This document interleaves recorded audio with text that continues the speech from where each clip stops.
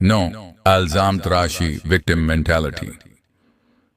हुकूमत खराब है, नवाज शरीफ खा गया, इमरान खान ने क्या कर लिया, फौज नहीं छोड़ती।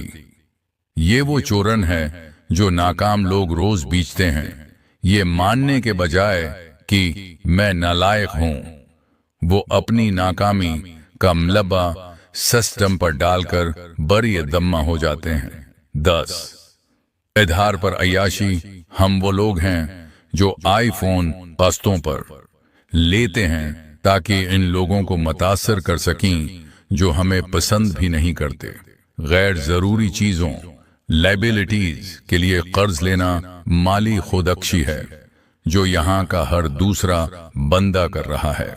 11 सीखना बंद, they know it all. Degree मिलते ही किताब बंद।